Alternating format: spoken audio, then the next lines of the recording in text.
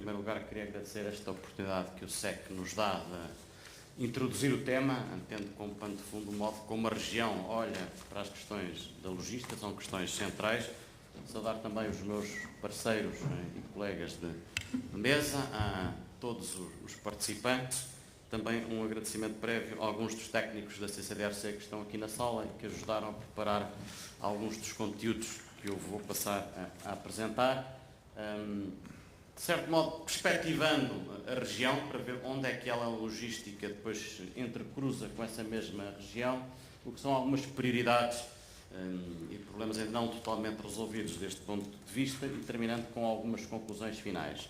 Bom, a região centro é mais ou menos isto, de acordo com a métrica que quiserem escolher, representa entre 1/5 e 1/3 do território nacional. Estou a falar, obviamente, de uma região centro alargada, aquela com que interagimos do ponto de vista de fundos estruturais, e não é preciso ir muito longe para perceber que há aqui um problema de não termos a mesma representatividade em relação ao todo nacional quando falamos de criação de riqueza. E, portanto, o SEC é, obviamente, para nós um parceiro crucial nestas matérias. Portanto, nós representamos 18,6% do PIB e temos 22% da população. É claro que, do ponto de vista de exportações, estamos um bocadinho mais bem situados do que a nível de PIB propriamente dito, mas penso que devemos ambicionar caminhar para pelo menos ter 20% do PIB a ser gerados a partir desta mesma região. Achamos que temos os ingredientes para isso e a logística seguramente é um dos fatores que pode induzir este crescimento que queremos que possa vir a materializar-se. Pode ver-se também, enfim, que temos tido alguma regressão de população e a percentagem que a região centro representa do PIB nacional ao longo do tempo tem estado relativamente estável. Portanto, desde 2000 até 2010 andámos entre os 19,2% e 18,6%. Portanto, há aqui sinais de que é preciso alterar este panorama se quisermos, de facto, ter mais peso relativo na economia nacional. E também é possível ver que acompanhamos muito de perto as tendências altas e baixas, infelizmente mais recentemente mais baixas do que altas, do todo nacional. Isto é, perante momentos de aperto, a região centro não tem sido capaz de divergir das tendências de regressão da própria economia nacional. Há uma outra exceção, mas basicamente é isto que há para dizer. A região centro não conseguiu posicionar-se do ponto de vista da robustez económica para reagir de forma mais favorável aos embates exteriores do que a totalidade do país onde nos incluímos. Já do ponto de vista de exportações, e elas têm muito a ver naturalmente com a logística, o que é que há a sublinhar? Basicamente, o nosso volume de exportações tem estado relativamente estável, enfim, com um bocadinho de subidas, descidas, mas portanto não está numa tendência clara, crescente nem decrescente. Ainda assim, do ponto de vista de saldo da balança comercial de bens, a região centro pode orgulhar-se de estar bastante melhor do que o todo nacional. Sabem que em Portugal nós não temos, desde 1943, um único ano em que se tenha exportado mais do que aquilo que se importou. A região centro é uma exceção a essa regra bem conhecida.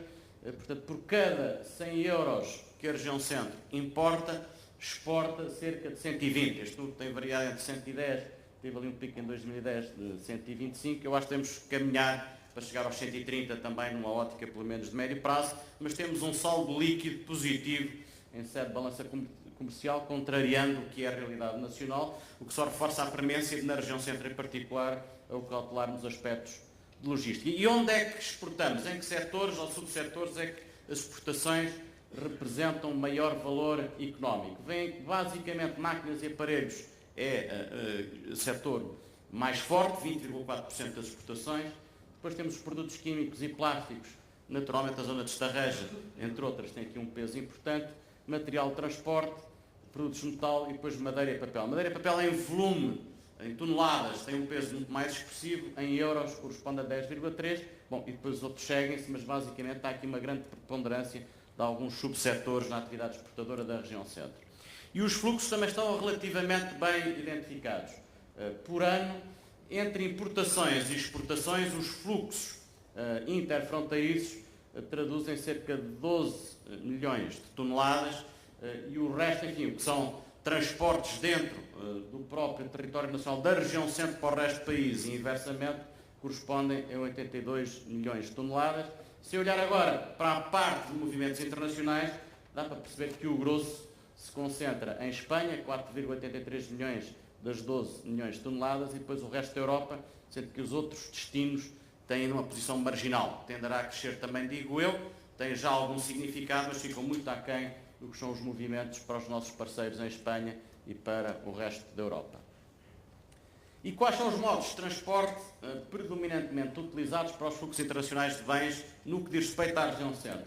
E aqui o panorama, de facto, obriga-nos a pensar numa necessidade absoluta de fazer crescer o modo de transporte ferroviário. Basicamente, o rodoviário é aquilo que predomina, cerca de 58%, depois o marítimo, enfim, fruto dos bons portos que temos na região e que serão alvo de apresentações subsequentes, eu diria que é quase incontornável que levemos mais a sério o crescimento do modo ferroviário como modo de interagir com outros países do ponto de vista comercial, porque ele tem um peso de apenas 2,3%. E isso remete-nos para um trabalho que estamos a começar a desenvolver também na Comissão, pensando o futuro, 2014, 2020. O modo que temos utilizado é este, querer no centro de Portugal, o que significa, por um lado, acreditar no centro de Portugal, mas tem também um duplo sentido. É um acrónimo para competitividade responsável, estruturante e resiliente. Se nós não conseguirmos isto, não estaremos a gerar mais valor acrescentado, não conseguiremos crescer para os tais 20% do PIB, não conseguiremos chegar aos tais 130 em termos de rácio entre exportações e importações.